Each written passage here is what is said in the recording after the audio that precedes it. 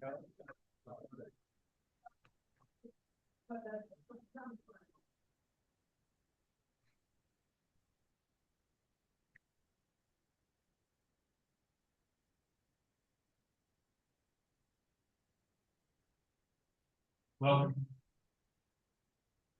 Welcome, everybody. Welcome to our January meeting of the Arlington County Democratic Committee. Hope everyone had a nice holiday season. Excited and raring to go. Please, here at Arlington Democrats, we observe CDC guidelines. If you're not feeling well, feel free to mask up. Next, yep, we are an open and welcoming community. All are welcome here. If this is your first time here, please raise your hand. Thank you for being here. We've got a sign-up sheet in the back. Please feel free to give us your name and email address so we can get you on our list. We've got some special guests tonight.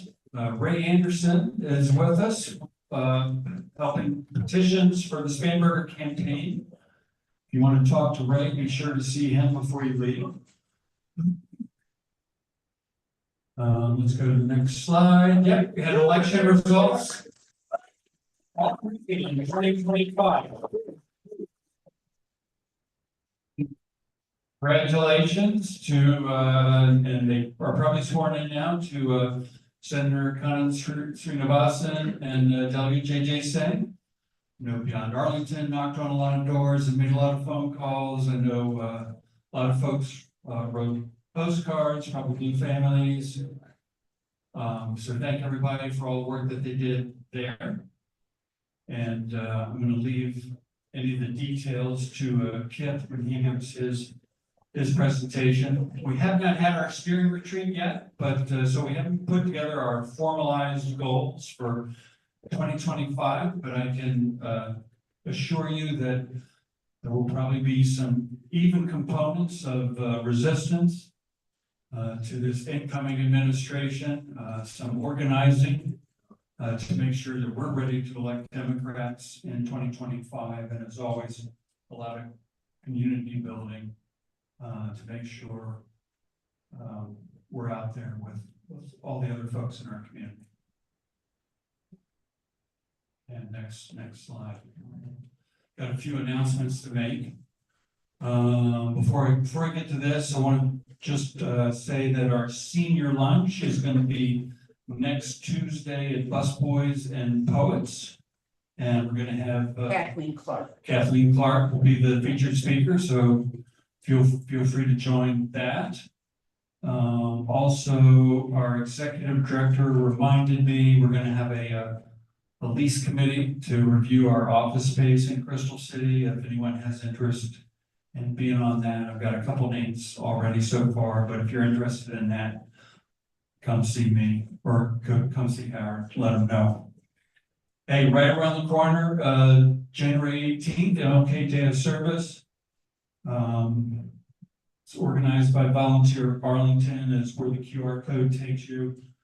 A lot of us did it last year. They have sort of a kickoff thing at Washington Liberty that's really good. And then there's a ton of different activities. You can pick your own activity, do your own thing, or do one of the 20+ things organized by the county on January 18th.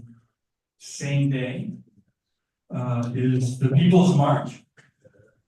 If you were here in 2018 for 2017 for the Women's March, the same march. It's now the People's March, January 18th down on the mall.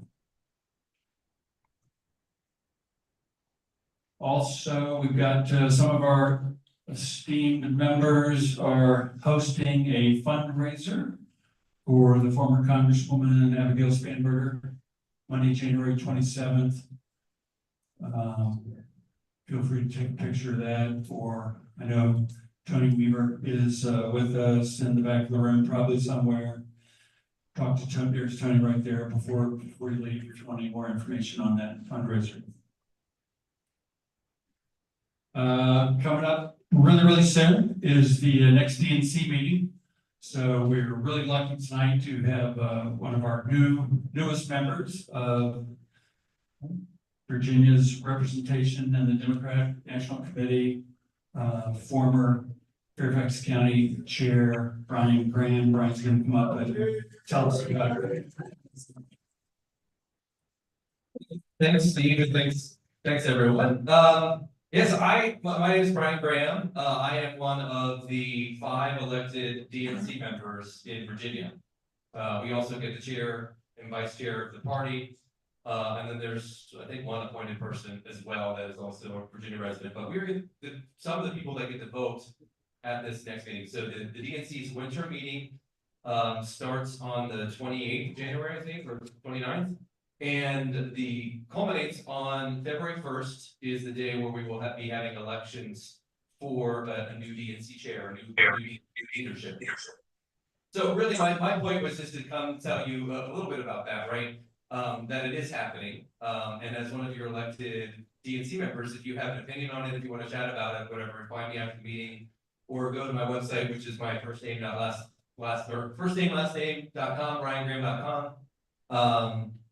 And reach out, because I'd love to hear your thoughts about the future of the party, right? So on that day, we elect a chair, the secretary, a treasurer, a national finance director, a vice chair for civic engagement and voter participation, and then 3 vice chairs. So there are a lot of candidates that have filed, and the formal filing deadline is not for another 2 weeks or so.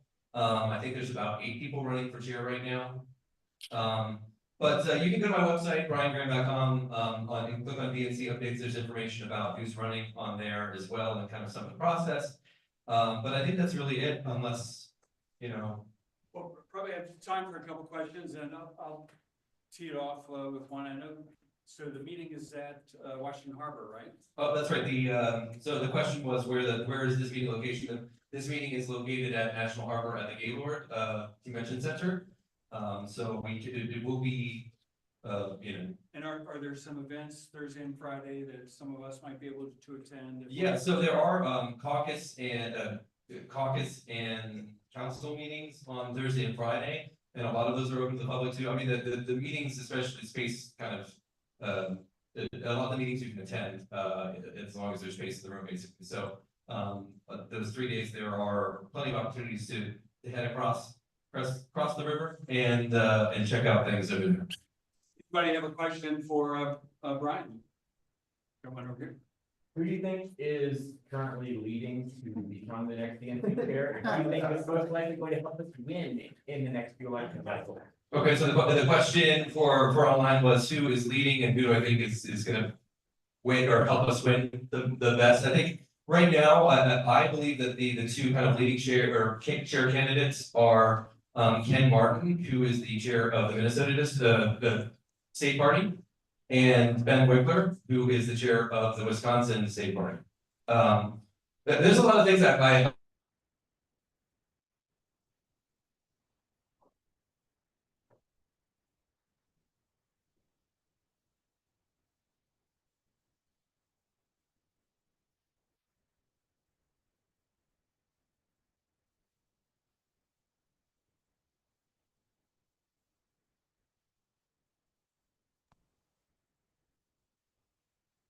will help us be able to pick up seats and win, which will help us kind of go bottom up, right? Not just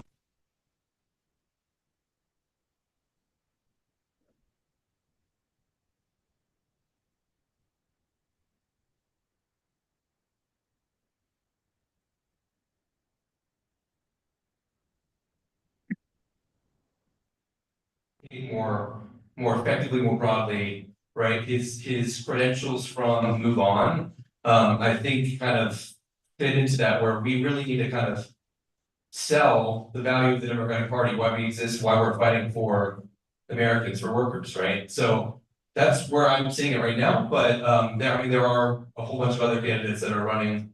Those are the ones I'm waiting towards right now. Yeah. Brian, thank you, and thank you for your chairmanship of the Fairfax Dems. But I wanted to ask about, one of the things we mentioned and talked about is the information environment. So what sort of move are the candidates talking about, whoever may be the victor, about addressing the information environment in terms of the DNC, Democrats putting out more information to create our own content, to draw our own audience, so that there's something else, there's another place for people to go other than Fox News, AM radio, and the rest of it. Yeah, so Kim's question was kind of about the information environment right now and what the candidates are talking about. I think both of them that I mentioned, but I think a lot of them are talking about kind of building part of the infrastructure in terms of war rooms, networks, communicators, whatever, kind of like lining it all up, making sure that we're generating content and sending it out to the networks. We do that to some extent now. I mean, I don't know, and we probably should plug more people into it, but like every day I get multiple emails about things that we should be talking about. Right, so it's like, and so we could do a better job of that, right? But I think part of that is that we really need to, because there's multiple issues with this. We could talk about this probably for the entire meeting, right? But like people get their information differently now, much different than they used to, right? It's not just traditional news media anymore, right? So we've kind of gone beyond just the Fox News problem to the just like general disinformation thing. And then you also have like the billionaires that are buying these social media platforms and taking away checks and balances and whatnot, right? So we're kind of heading into an environment that doesn't look promising in all this, right? So we need to speak better from one message. Republicans are better at doing this at very quickly responding to what's going on, generating talking points, sending it out, getting it out to people to do that, but also kind of having the network to spread them. So I think that's kind of the really building a machine that can do that, I think is what people are talking about. I think there's probably larger discussions outside that in terms of other investments that we could make to help kind of spread some of the messaging, but I think that's the crux of it. I know we probably could talk about this forever, and please do reach out if you have thoughts. I'd love to hear from you. Thank you so much. Thank you so much, Brian. Thank you, Brian. Let's see, I think next up is our school board update. So I would like to welcome up the chair of our school board, Mary Cadera.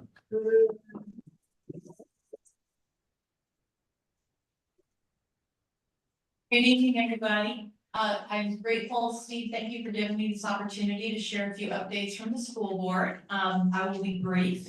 I have 5 quick things to tell you about that I think might be of interest to the Arlington Dems. One of them is that in November, we issued our first 2 construction contracts that are under a prevailing wage agreement. Many of you were strong advocates for that, and it took us a little longer to get there with the resolution than some of us would have liked, but we are there now, and everything going forward will be operating under prevailing wage. So wanted you to have that good news. The second thing, which you would have to be living under a rock not to know, that school districts are wrestling with the question of students' phone access. Arlington has been no exception. I see Bethany Zecker-Sutton, who's my vice chair and the head of our policy subcommittee, which spent a crazy amount of time on this. And some of our representatives from AEA, Kip from Jefferson Middle School, like this has been a big deal in our school division and in others. And we spent some time this fall experimenting with different ways to do this in some of our schools. So, we had a pouch pilot in 4 of our schools, 3 middle and 1 high, where students were putting their phone in a magnetized pouch all day because we wanted to see how that would differ from other kinds of regulations in other schools. Wakefield was our high school that was participating in the pouch pilot. And if you didn't see the piece that the Washington Post ran about Wakefield High School, I really encourage you to Google it. It was really detailed and really thoughtful, and a lot of just really interesting commentary from staff and students there. The end of this was that at our December meeting, our board approved a new policy where cell phones for our students will be away for the day, elementary, middle, and high. The exception in high school is that every principal will be able to designate a certain space and a certain time that's not instructional time, where, for example, if you're a student and you have a job after school, or you take care of younger siblings, you could go step in this room or space and quickly check your phone and then come back out.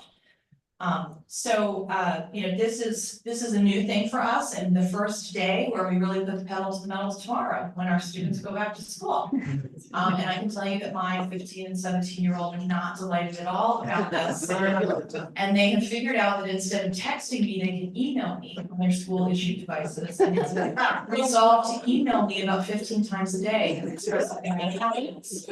But I bring it up here for a couple of reasons. One is those of you who are parents, we really ask for your cooperation in rolling this out. Please don't text your kids during the school day and expect an answer from them. There will be these designated times in high school, as I mentioned, but we're really encouraging you to go old school and call the office to get messages to your kids. So that's a request for parents. And then just a reminder to all of us that this question of our phone use and social media use is a societal issue, and schools are trying to do our part. But I think, this is a larger thing that all of us need to wrestle with about what behaviors we're modeling as adults, what our media usage online is. The question of, it, gives me heartburn this week of the idea that there's gonna be no third-party fact checking on some of our major social media platforms. It's a big deal. So I just sort of throw that out there for us to be mindful of. And then a couple of things I wanted to share with you that have to do with the change in federal administration coming up later this month. APS has been having since November internal meetings, and we've been meeting with other entities, the county government, community organizations, to make sure that our immigrant students and families can continue to access public education.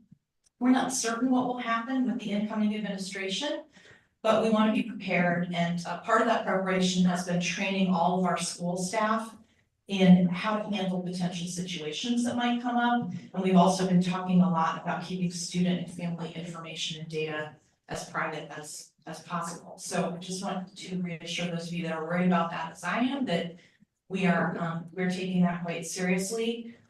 We're also watching what will happen with the Department of Education. Under the new administration, only 8% of our annual operating fund comes from the federal government in APS.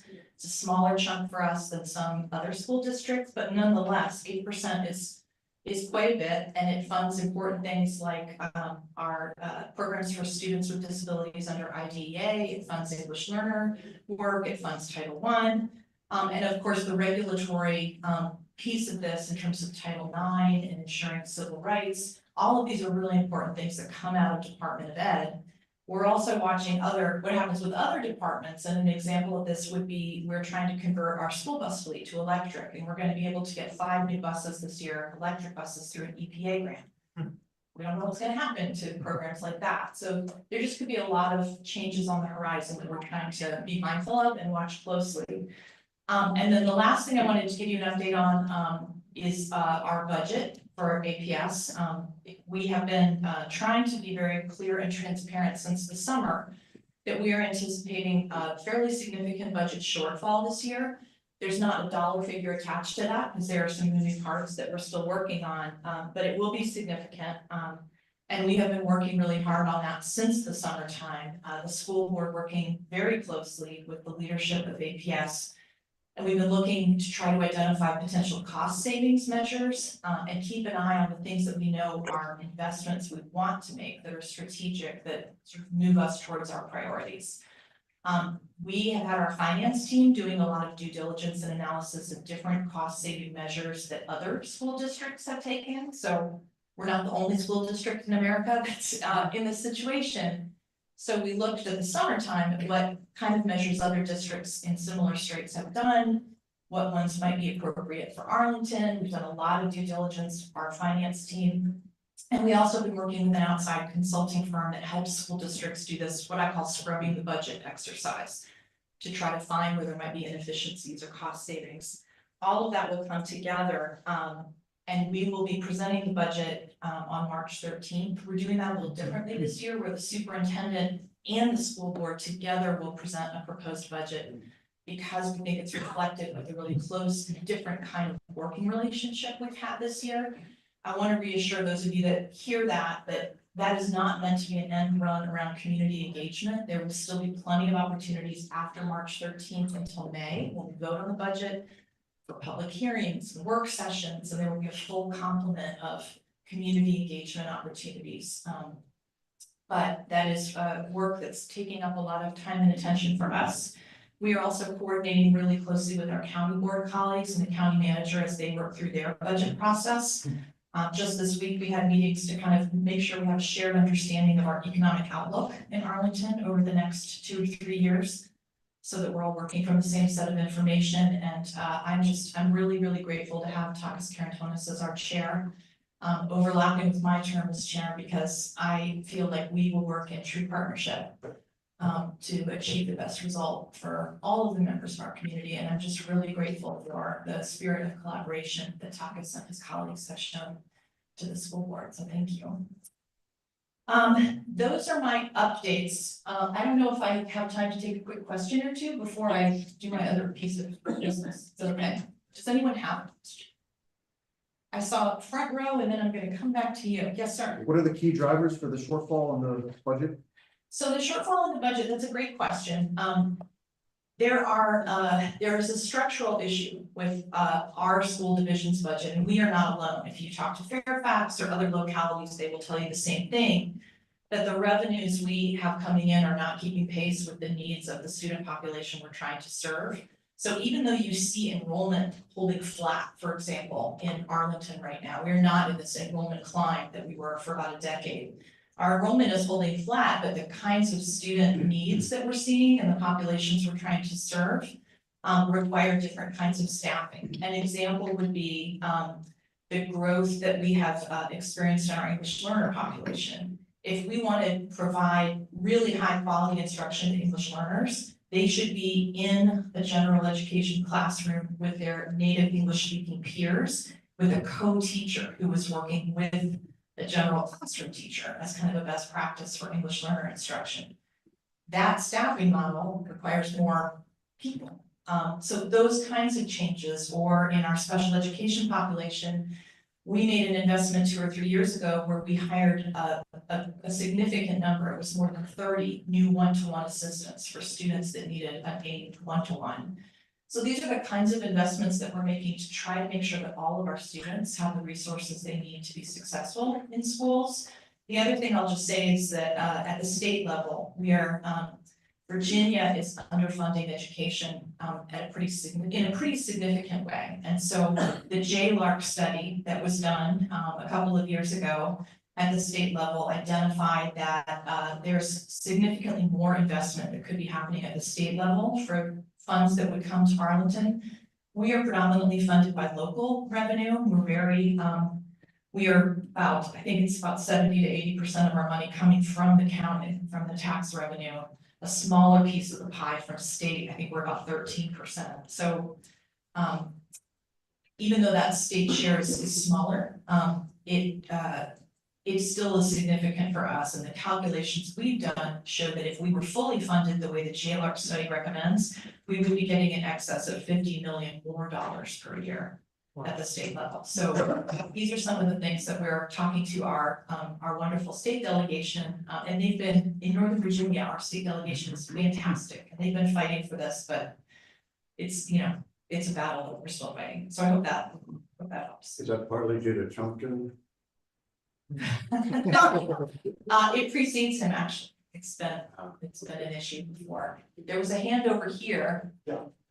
Quick question, can you give an order of magnitude of the shortfall range?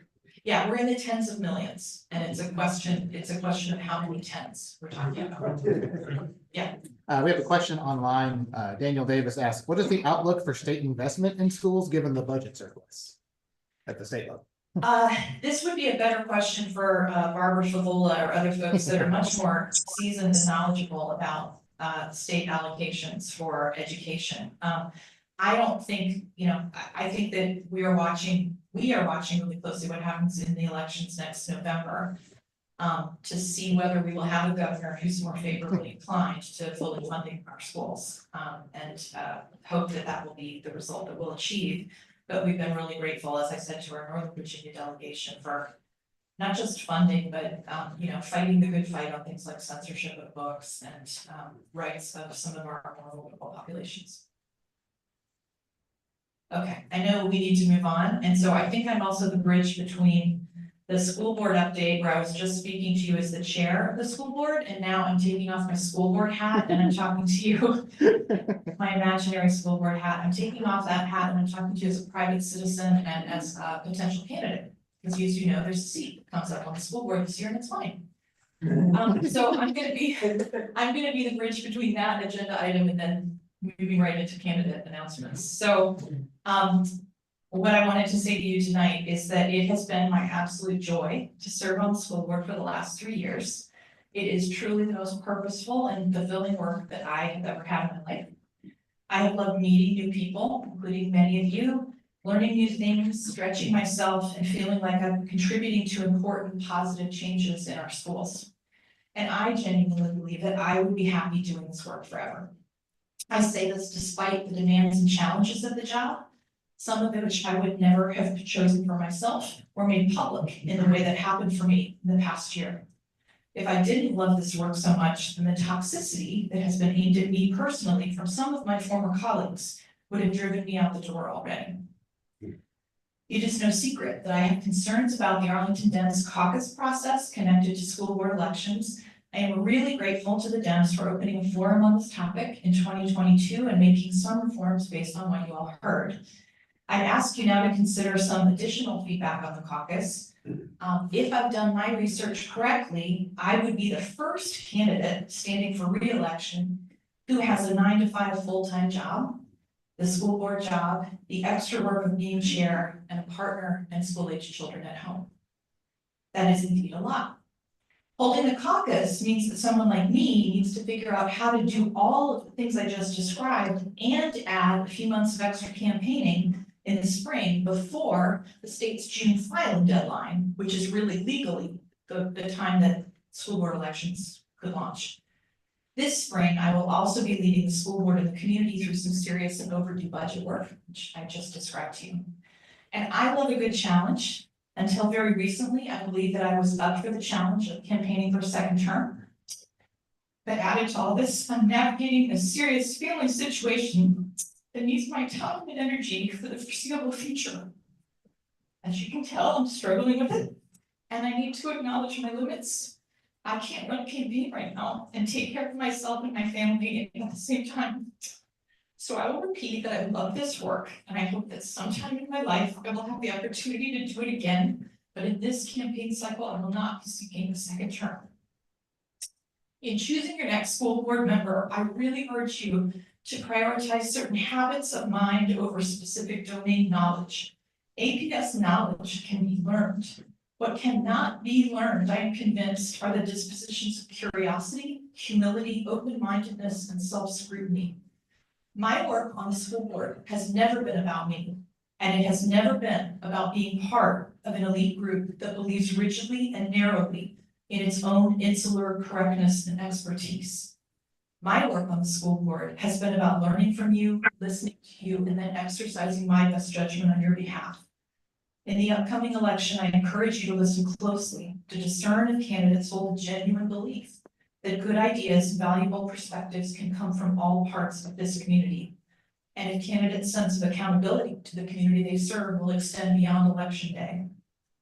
Thank you so much for placing your trust in me, giving me this amazing opportunity to serve. I indeed have been blessed.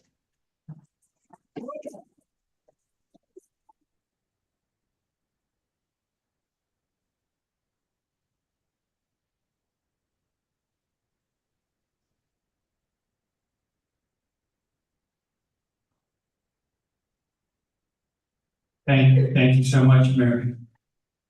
Thank you for your service, Arlene. I would be remiss if I did not introduce some of our other elected officials in the room. I did see a couple more school board members. Miranda Turner is with us tonight. Kathleen Clark, thank you for being here. Bethany Sutton, thank you for being here. Well, we've got some county board members. Takas Karen Thomas is with us tonight. Our new chair, And Vice Chair Matt DeFerranti is with us. And some other county board member, Susan Cunningham, there you are. Thank you for being here. Constitutional officer, we have our Commonwealth Attorney, Parissa Degai. Thank you for being here, Parissa.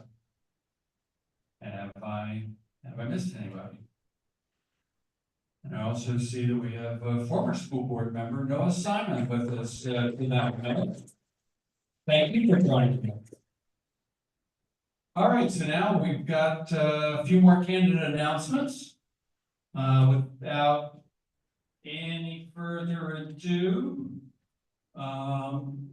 Takas, do you have someone introducing you? Yes, you do.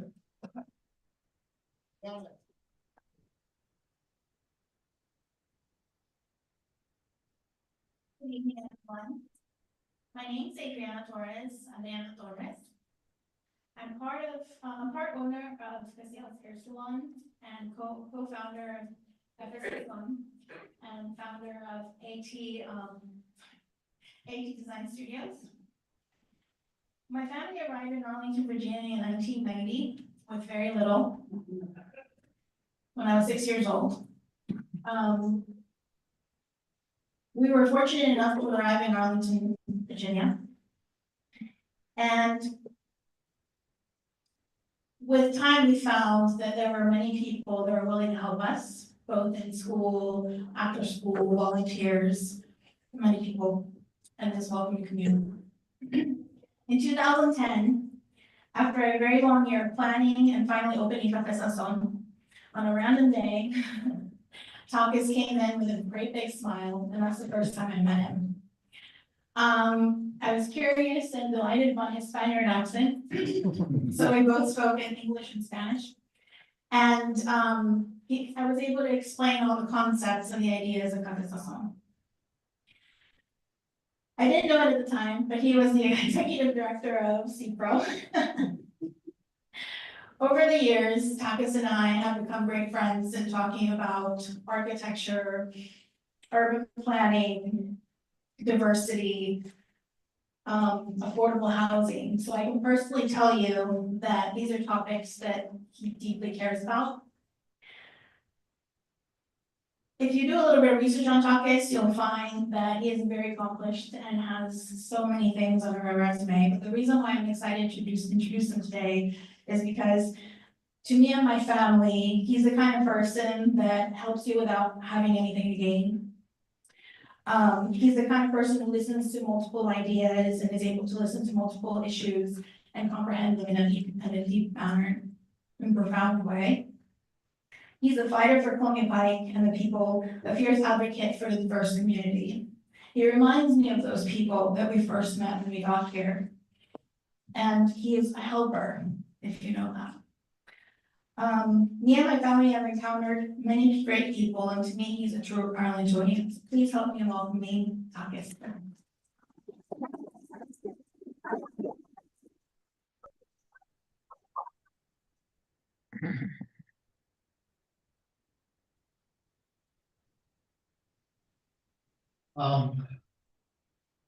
Two things before that. If you look for your heroes in public service, look at your school board members. Medical hero first, and everybody else to serve on this school board. You don't imagine what they have to take and what they have been doing for this community. Thank you for that. And then if you look for people who are heroes on the street, they meet every day. There are people that can read and nothing. So good evening, Arlington Democrats. Good evening, everyone. Neighbors, we must adjust to changing times and still hold unchanging principles. This is President Carter for me. And my unchanging principle is an inclusive, forward-striving Arlington that every resident is proud to call home. Together we made Arlington a great place to live, to work, to raise a family, with a strong economy, with investments in affordable housing, with equity that became the first measure of every decision. leading in sustainability, leading in public safety. We made streets safer for everybody. We confronted the mental health crisis. We have served everybody equally and passionately. And this is why I'm running to serve a second term, because I've seen what we achieved together. 4 things: economic resiliency. A successful community needs a resilient economy. Cutting off exploit vacancy means investing in creating jobs and ensuring that Ireland's economy works for all, especially for working people. Number 2, climate emergency. And all society effort that has equity in its center. We can achieve carbon neutrality by 2050, even before that. And we can preserve and maintain our tree canopy, and we can switch to walkable neighborhoods and transit. We have to address housing affordability. No Arlingtonian should have to choose between rent and food and healthcare or childcare. We have to continue to debate our long-term systemic zoning and land use reform, but we have to focus on practical steps that help people today. Like, for example, leveraging private investment and creating more family-sized housing, reviving condos, pursuing community land trusts. And 4th, and not less than that, modernize governments based on equity. The new Arlington way should meet neighbors where they are. This is putting people first. Bring those who don't have the time or the resources or the connections to the fore. So I'm an immigrant.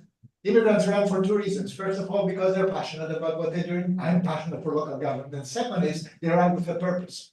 And my purpose is that I know that local government is the one defense that we have against what's coming from the White House, in 30 days from now. So let's keep Arlington moving forward. In Arlington, we are not going back, I guarantee you.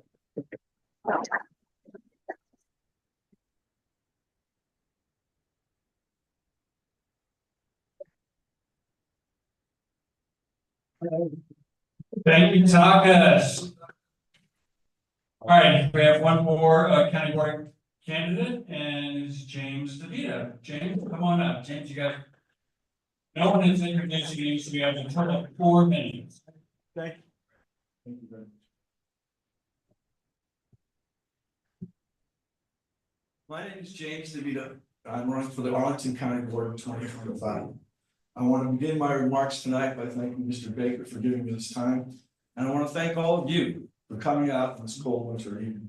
Oh my gosh. If elected, here's what I'd like to do for Arlington. With respect to education, I want to expand internship and after-school programs for Arlington school children. With respect to business, I want to temporarily lower business taxes and adjust zoning regulations to bring new business into Arlington to lower Arlington's 24% commercial vacancy rate. 1 out of every 4 businesses in Arlington is vacant. I don't know. With respect to development, I believe in intelligent development that's not only environmentally friendly, but also gives a greater voice to the people who live in the neighborhoods that will be affected. I believe in finding a solution to Arlington's affordable housing problem that doesn't necessarily increase density. I want to fill vacancies in Arlington's police, fire, and sheriff's departments to increase public safety. I want to see more charging stations for electric vehicles, more bike lanes, and increased rail service in Arlington. I also want to provide leadership for the Democratic Party as a whole. I think the first thing that we need to analyze is why we lost the national election. And in order to do that, I'm going to start a group called the Arlington Group to come up with new ideas for the Democratic Party. And I think that we have the talent to do that right here in this room. We've got Samantha Perez doing audio visuals, Tanya Talento leading the Latino caucus, Keith Willis leading the Labor caucus, Brian Atkins leading the Young Democrats, Sarah Lansford leading Precinct Dots, Steve Baker running the party, and my own personal hero, Kit Malinowski, running Beyond Arlington. How can we possibly lose? I believe that the best days of the Democratic Party are ahead of us, not behind us. I believe that we need to get back to traditional Democratic principles. We need to stand shoulder to shoulder with labor unions and help the working class. We are not powerless. You don't have to hold office to have political power. Look at Nelson Mandela. He spent 30 years in a jail cell and he was still the most powerful person in South Africa. There's so many things that we can do without holding office. We can file suit to block what Trump wants to do. We can protest. We need to show Donald Trump that we will never give up and we will never give in. We have to fight. Why? Because there are some things in life that are worth fighting for, like democracy. We have a fascist in the White House. These next 4 years are the most important years we've ever had in this country because they will determine whether or not America continues to be a democracy. We need to start a resistance movement. I want to build an army that can fight back. Join the resistance. Boycott Tesla. Make America rational again. Vote DeVita for county board. Thank you.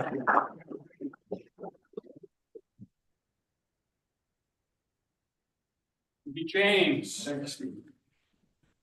All right, I think we have one more candidate announcement tonight, and I think is Jonathan introducing? My wife, I am. Your wife, okay. Please welcome up. Thank you. Good evening, Arlington Democrats. My name is Diana Salgado. I'm here to introduce my husband, Victor Salgado, as a candidate for Lieutenant Governor of Virginia. Victor and I are the parents of 2 daughters who we proudly send to Arlington County Public Schools. We're also both lawyers dedicated to public service. I've spent my entire career at Planned Parenthood Federation of America. Victor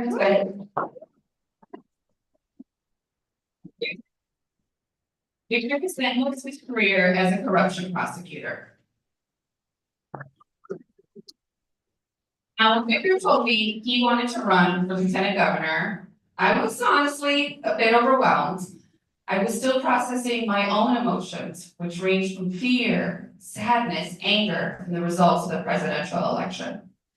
But I was also inspired by Victor's decision to leave the Department of Justice and step up for Virginia. But he can't do it alone, and he needs your support. So, without further delay, and with much love and affection and hopefulness, I introduce my husband, Victor Salgado.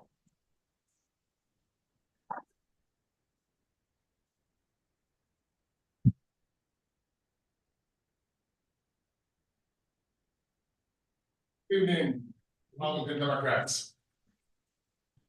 Thank you, Diana. Not a day goes by that I don't thank her for marrying me. I'm a lucky guy, obviously. Diana and I met in law school, and we immediately became drawn to one another because of our shared commitment to public service. As she told you, she would go on to dedicate her entire legal career to reproductive health. And I to clean, honest, and sound government as a corruption prosecutor at the United States Department of Justice. But all of that changed on election day, last November, as we both sat on our couch watching the election results come in. Like many in this room, fearful for what the future would hold. We grew worried about our daughters, specifically about what type of country we were leaving for them, and also for all the kids in the Commonwealth. We worried about their long-term safety and the safety of those who are most vulnerable among us. And see, we worry because as a DOJ official, I lived the nightmare of the first Trump administration up close and personal. So I know what they're capable of. I know what they're planning to send our way, and more importantly, I know how to fight it. And so not long after that dreadful election night, I decided to quit the DOJ and to step up to the moment. To step up to divisive policies and rhetoric that are sure to come our way. To step up to the politics of cruelty for cruelty's sake that these people in Washington so openly embrace. To step up to heartless education cuts that hurt our kids and make the life of our educators harder. To step up to federal policies that want to use our law enforcement to pull you over and ask for your papers if you look differently or if you speak differently. To step up to a radical agenda that wants to set back women's rights and lock up medical providers because they dare to provide life-saving abortion care to people who are pregnant. That's why I'm running for lieutenant governor. To step up for all Virginians. To ensure that our kids have a shot at the American dream after the Trump fever breaks in our country.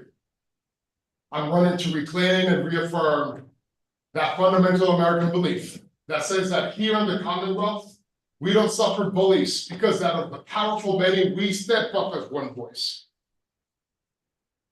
I chose to announce my candidacy here for the first time in my home of Arlington County, because I know that without the spark and the passion of Arlington Democrats, we can't win this campaign.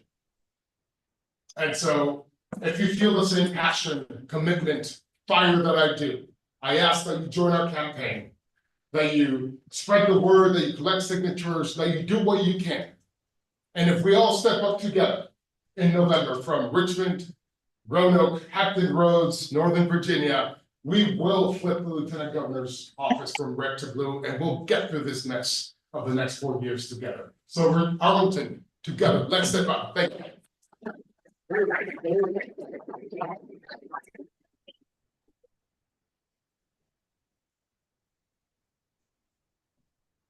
Thank you, Victor. Another big round of applause for all of our candidates.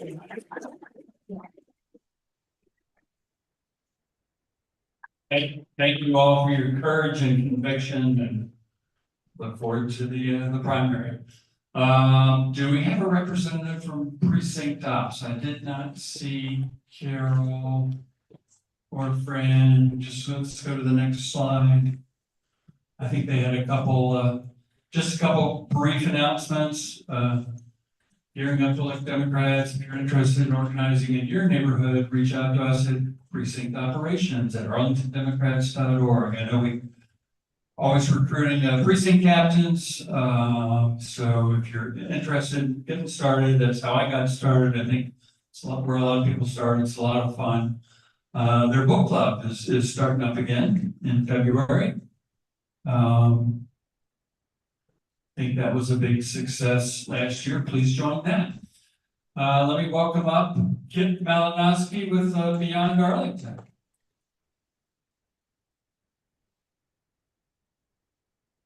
Thank you, Steve, and thanks to each and every one of you for being here this evening. So, actually, before a few words about Beyond Arlington, before I was chair of the committee, before I was chair of precinct operations, and I just want to put in a plug for being a precinct captain. It really is one of the most important year-round organizing roles there are. And in addition to the phone calling and door knocking that we can organize those neighborhood parties, block parties, gathering, get back to really old school community organizing, political organizing that we need to do. So please get in touch with your precinct captain if you don't know who that is. Just talk to somebody in this room, you'll find out, or you can talk with me, you can talk with Steve. You can talk with Fran and talk with Sarah Langford, but please get involved in your precinct, especially 2025. Every single vote in Arlington is going to be incredibly important to electing not only the governor, but the lieutenant governor and the attorney general. You know, in these last 20 years, we've had 2 of those attorney general races have been decided by less than 500 votes, which means that one precinct in Arlington is more than enough to make the difference in who wins that attorney general's race, which is an incredibly important race. Now, Beyond Arlington also matters, and we have some good news that Steve already We are our 2 newest members of the General Assembly as of yesterday. That State Senator Kanan Srinivasan and Delegate JJ Singh sworn in and elected. And we go to the next slide. And this is thanks to Sam Shirazi, who's a great Virginia political analyst and part of our Arlington Democrats communications team. But he put up this tweet showing that this post showing that that we overperformed Kanan and JJ Singh overperformed their districts by 3% what Kamala Harris did in November. So that's showing Democrats on the move. They each won by 61%, which is pretty impressive. So and we contributed a little bit to that. This was some of the phone banks at Sarah Florence and I's home. So we had a bunch of us making calls. A bunch more of us went out and knocked doors. Rose Fabia did an enormous amount helping out with this race, and Mary Detweiler and so many others. And Planned Parenthood and Arlington Young Democrats all contributed in a big way. So huge thank you to all of those folks. And the work continues. So from where we go from here, there is the next big election as we look around the country is actually Wisconsin. And Wisconsin was one of the closest states in November, but they have a state Supreme Court race, and that's going to be on April 1st. And the Wisconsin Democrats could use some help from around the country to help elect that state Supreme Court justice. We did this 2 years ago with our Janet Protasevich, and we won that race by 11%. In 2020, we won a race there by 10%, but in 2019, the race was decided by just a couple thousand votes. So these races really matter. Wherever we grab power in this day and age is going to be incredibly important. So we're going to be hosting phone banks at our home again, and not this week, but soon we'll be doing that again in lead up to that one. There will be some special elections coming up, but there's only one Democratic candidate for the state Supreme Court in Wisconsin, Susan Crawford. And then the day after, or the 2 days after that, will be the filing deadline for the primary for the House of Delegates. So then we'll know all of our Democratic nominees who have no primary, so we can start helping out those candidates around the Commonwealth. And this is thanks to again Sam Shirazi and Chaz Nuttycombe had two different tweets, 2 different posts showing there were 7 Virginia House of Delegates seats that Kamala Harris won that are held by Republicans. So these are seats that we should be able to win. We should be able to win come November. And one of them is right here in Prince William County. The rest of these are going to be a little bit more either road trips or we're just going to be making phone calls. But we really can help in a big way. And so here's some of the other information that maps. The light blue districts are Democratic incumbents. This information comes from the Virginia Public Access Project, which has some just great information showing where all these targeted races are. But that 21st district, that's Josh Thomas, who we helped out a bunch in 2023. Then that 65, that is Josh Gold, who we helped out a whole bunch as well. And then somebody not named Josh, Michael Pagans down in Norfolk, we got to help him out defend his seat. So those are 3 Democratic seats that are closely competitive according to VPAT. And then all these yellow highlighted ones are held by Republicans that we need to take back. And so we're going to help out every way we can. So some of those races are going to be decided by just a handful of votes. 2017, famously, one of them was decided 1 vote. So making calls and reminding family and friends to make a huge do with Beyond Arlington phone banks. Just weekly canvassing to Prince in April.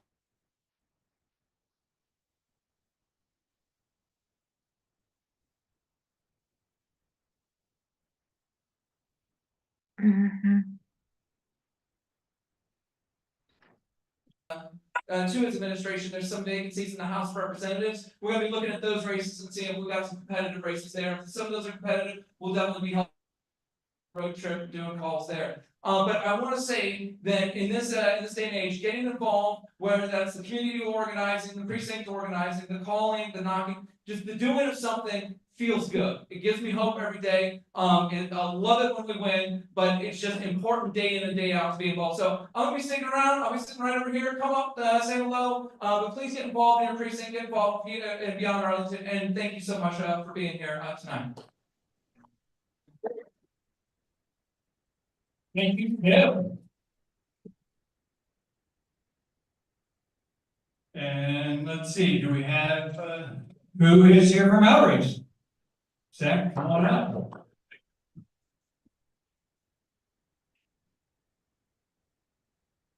There's nothing that gets me more excited than a dose of Kim Malinowski. Thank you, Kim.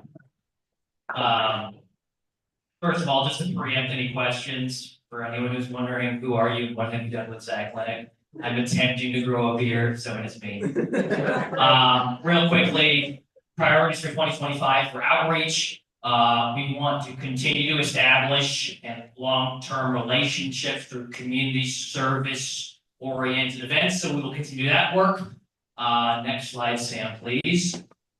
A couple of quick announcements. We have a Black Caucus event that they are hosting on the 1st. Time and location TBD. I think it's at 6:30. We'll send out details.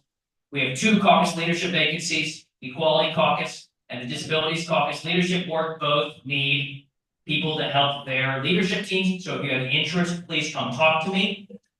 Finally, as always, the Veterans and Military Family Caucus. is collecting dry and canned food donations. So if you happen to have those here, please bring them to the back and we will take them from you. I don't think I have another slide. Perfect, thank you. Good Zach. Zach. Bring up Arlington Young Democrats. Yeah, wait, me. It's almost 8, never been that quick. So I will just ask quick, so you can socialize, sign some of the ballot petitions and get home before the black ice forms. My name is Ryan Atkins, I'm the president of the ArlDems. And we have Austin Locke, our new vice president for the 2025 year. Recently, AYD has completed its executive board for the 2025 year. So here are our elected positions. We have Phil Katato, who's returning again for our treasurer. Let me point out some of the new faces. Caitlin Goyle is our new secretary. Next slide. Gabe Lynn is our new political director. And then Naya Chopra is our new programming director. Jacob Welch is helping us with our digital. James Peterson is our new publicity. Jesse Ojeda, who is our parliamentarian here at the Arlington Democrats, is also joining us as our recruitment director. Next weekend, January 18th, we will be having our retreat. So hopefully we'll have some opportunities for collaboration for the Arlington Dems retreat on the 25th. Some more to come on that. All right, our first big event is coming up quick. In March, we will be traveling to Harrison. Oh, this is for Austin. So It's fun to stand here in the free. But anyway, as Brian was saying, we have our convention coming up in Harrisonburg this year. We fought real hard to make sure that it was close this year. Roanoke is beautiful, but a 4-hour drive is a bit much. So it's going to be in Harrisonburg this year, and we are trying to raise roughly $4,000 to send 20 delegates to the annual convention. Why do you care about how many delegates we're sending? Because that's our voting power. Each year we have to elect new officers, new caucus chairs, new people who are in charge. We might have some officers who are running this year, and making sure we have a robust delegation is critical to maintaining our kind of our power we have at VAYD. We're one of the largest chapters in the state. So Sam, if you can go to the next slide. Fun question. Who here has a smartphone with a camera? Raise your hand. All right, wonderful. Go ahead and pull it out. Scan this QR code if you could right here, and be part of the journey to help us raise $4,000. If you've done the math, you found out for an entire weekend plus hotel stays, gala registration, event registration in Harrisonburg, Virginia, it only costs us $200 per delegate because Brian and I are what? Good at finance. So if you can help contribute to help AYD go to the convention, that would be fantastic, and thank you all so much. In addition to voting for the membership, we also have some training opportunities that our members can attend so they can become better community organizers, so we can work to keep Virginia blue and turn it even more blue. So our upcoming events, we have our New Year's social on January 22nd from 7 to 9 at the boardroom. We're just going to be playing board games, so come on and join us and meet our new exec board members and our fellow members and learn more about how you can get involved with AYT for the upcoming year. We're going to be doing a lot of work internally, but also cementing our presence within the community. So we would love your help. Next is our monthly meeting. We'll be at the Arlington Central Library on January 28th from 6:30 to 8. This is going to be our policy platform meeting. As you look at the date, General Assembly will be well into their session. So it'll be more determining what bills are being debated that we would like to see passed, but also policy priorities that we have for here in Arlington County, especially with a tight budget this year. Speaking of our policy platform, we are currently in the process of building it. We launched our survey the other day. So if you could go to the next slide. If you're a Democrat between the ages of 18 and 36, please scan this QR code.